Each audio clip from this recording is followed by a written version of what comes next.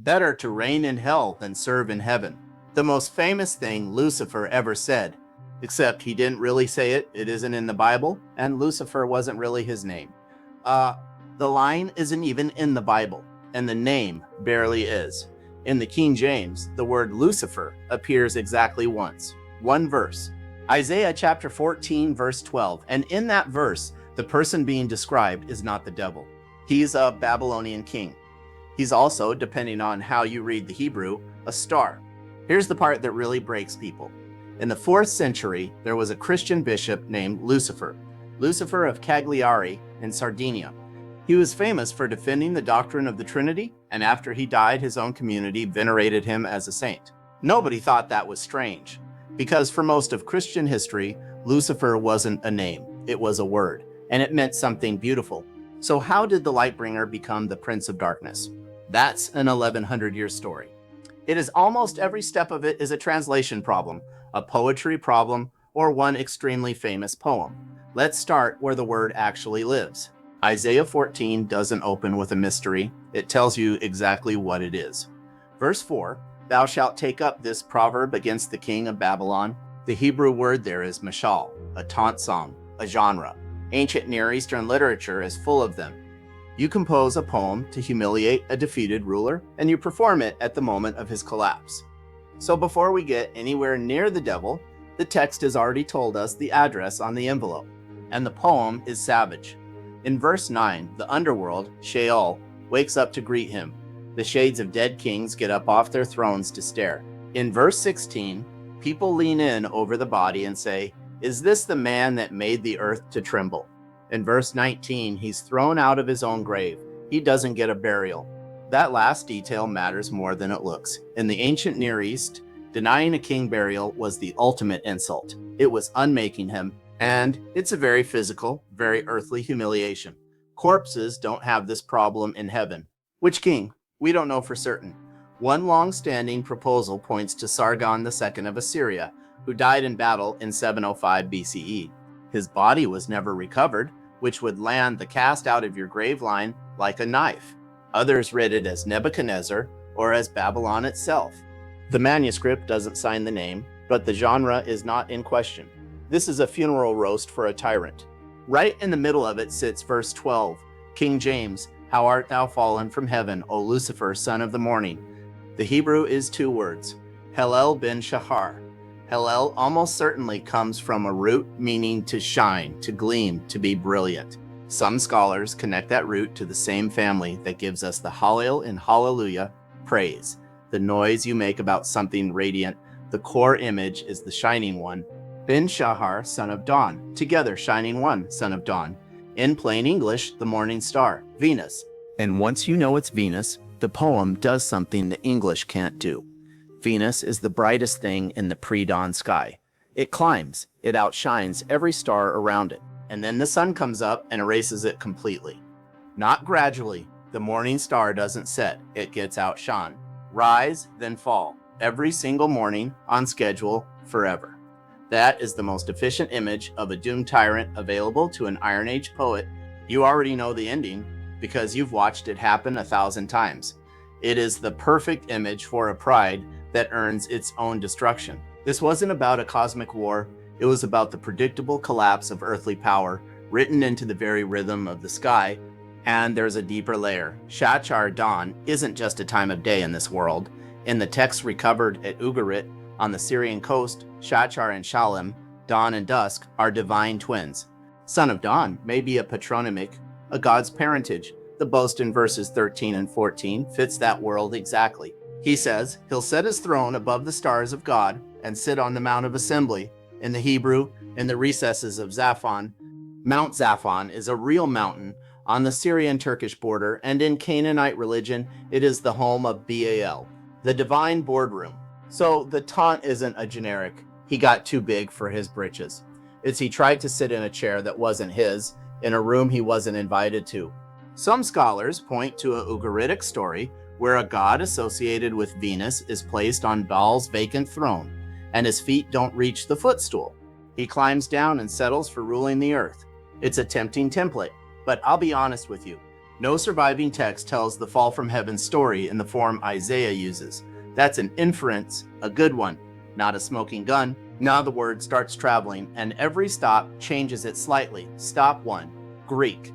The Septuagint translators render helel as Hieosphoros, dawnbringer, which is exactly right and also happens to be the standard Greek word for the planet Venus. Still a description. Stop 2, Latin. Jerome, translating in the late 4th century, reaches for the ordinary Latin word for the same star. Lucifer, lux plus fere, light bearer. I want to be very clear here, because this is where the internet gets loud. Jerome did not invent a demon. Lucifer was common Latin. Cicero used it. Virgil used it. In Ovid, Lucifer is a person in the mythological sense, the morning star, father of Ceyx. Roman poets use the word the way we use sunrise, and Jerome uses it elsewhere in the Bible with no negative charge whatsoever. In 2 Peter, the reader is told to hold on until the day dawns and the Lucifer rises in your hearts. That's a promise, not a warning.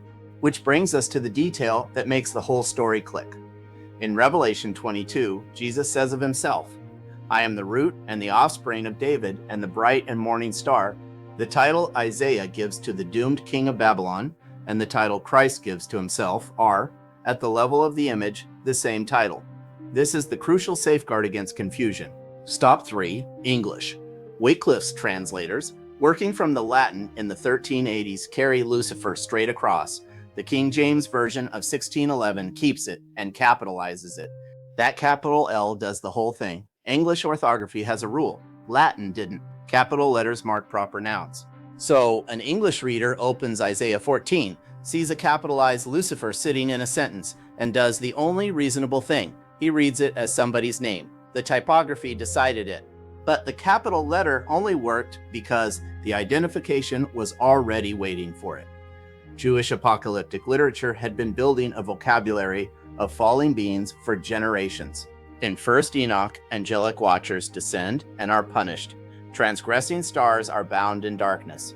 Fallen star equals rebellious heavenly being was already an available idea. Then Luke 10 verse 18, Jesus says, "I beheld Satan as lightning fall from heaven." Then Revelation 12, a dragon thrown down, sweeping stars out of the sky. A Christian reader in the 2nd or 3rd century, holding all of that, opens Isaiah 14 and finds a shining heavenly figure who says, "I will ascend," and is thrown down. Of course, they connected it. Origen makes the identification explicitly in On First Principles. Tertullian works the same ground. And then Ezekiel 28 gets folded in. Another taunt song, this one against the king of Tyre, who is described as having been in Eden as an anointed cherub, cast down from the mountain of God. 2 royal taunt songs against 2 Iron Age rulers get fused into a single biography of a single being. This was not carelessness, it was typology. Reading the earthly as an image of the archetype, which leaves one more thing to explain. Why Lucifer feels like a character instead of a doctrine. Why he has a personality. Remember the line from the top. Better to reign in hell than serve in heaven.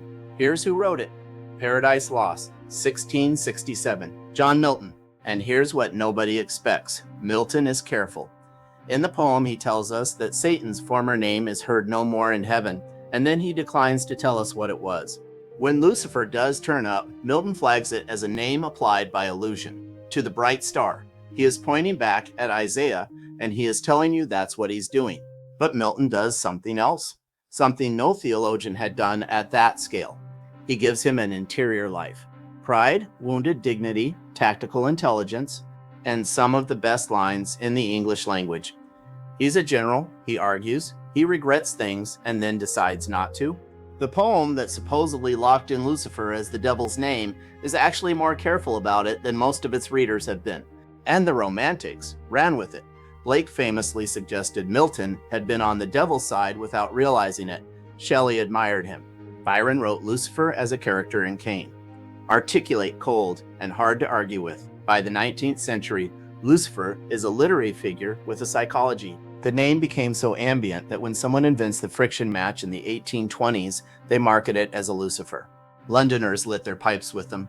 Nobody flinched. The word had completed its journey from a description of a planet to a Latin common noun, to an English proper noun, to a character, to a product. But there's one last twist, and it's live right now. Most modern translations don't print Lucifer in Isaiah 14 at all. Most modern translations, the RSV, the NIV, the NRSV, the ESV, the NASB, don't print Lucifer in Isaiah 14 at all. They render it day star or morning star, going back to the Hebrew image. That change has been read by some readers as an attack. The argument goes, the translators removed Lucifer's name, and since Revelation calls Jesus the morning star, they've now handed the devil's title to Christ. You can see how that lands, and you can also see now that the entire controversy is downstream of one Latin word being frozen into an English name 400 years ago. The modern translations aren't taking anything away, they're putting it back. So what does the internet get half right? This part is true. There is a real ancient serious Christian tradition that reads Isaiah 14 as the fall of the devil. That isn't a modern invention or a conspiracy, it's origin. It's 1,000 years of interpretation. It is interpretation done in good faith by people who knew the text better than we do. But here's what's missing. Lucifer was never a name, it was a translation of a description. The verse is a funeral poem for a dead king who didn't get a grave, and the image underneath all of it is a planet that climbs higher than every star around it, and then gets erased by something brighter, which it will do again tomorrow morning, right before sunrise, whether or not anyone is watching. It is a cycle written into the very rhythm of the sky. If you want to check my work, the address is Isaiah 14, and I'd start at verse 4, not verse 12. Tell me in the comments. What's the first thing you were ever taught about Lucifer, and who taught it to you? I'm Professor Austin, and thanks for joining me in the archives today.